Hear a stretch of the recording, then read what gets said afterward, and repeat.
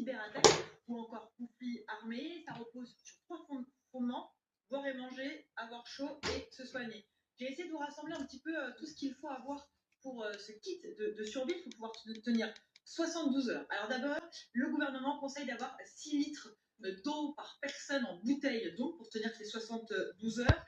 En termes de nourriture, vous pouvez avoir des boîtes de conserve. Là, par exemple, c'est de la nourriture lyophilisée, donc ça permet de ne pas avoir besoin de cuisson en particulier. Il vous conseille également d'avoir un réchaud, donc de la nourriture non périssable. Ce qui peut également être utile, c'est un couteau multifonction qui permet à la fois d'ouvrir les boîtes de conserve et de s'en servir comme couteau, de la nourriture aussi pour vos animaux, si vous en avez, pour tenir 72 heures. Pour la partie chaud, eh bien, tout simplement, des vêtements chauds, polaires, bonnets, gants, évidemment, une couverture de survie à avoir. Pour vous soigner, eh bien, avoir ces ordonnances imprimées, mais également une trousse de secours, vos médicaments, le plus que vous en avez si vous avez plusieurs ordonnances, du gel hydroalcoolique, évidemment, du savon, ça peut toujours servir. Pour le reste, la checklist, elle est assez grande. J'ai essayé de vous rassembler. Il y a évidemment la radio à pile qu'il faut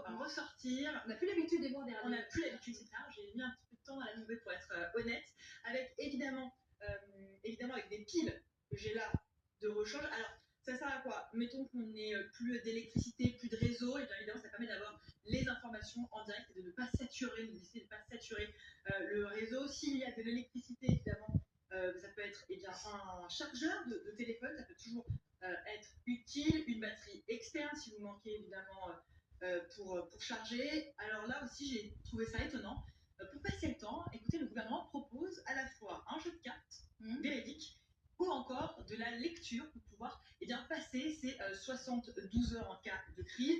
Plus sérieusement, il conseille aussi d'avoir de l'argent liquide, vos papiers d'identité, aussi d'avoir une copie, un document en plus de votre passeport, votre carte d'identité, votre permis, vos clés en double. Là, je suis la mauvaise élève, je n'ai qu'un jeu de clés. Ou encore, ce qui peut servir, une lampe torche, évidemment, en avoir même deux. Ça, c'est vraiment tous les conseils qu'on peut retrouver sur le kit du gouvernement. Dernier conseil qu'on peut vous donner, c'est évidemment de l'avoir à proximité, de le vérifier 2 fois par an, et évidemment de le renouveler si vous en avez besoin, notamment par rapport à vos médicaments ou encore aux boîtes de conserve. Merci beaucoup, Alice. Bon, bah voilà, du coup, on est préparé à quoi? À une grosse crise ou une guerre? Bah, dites-moi.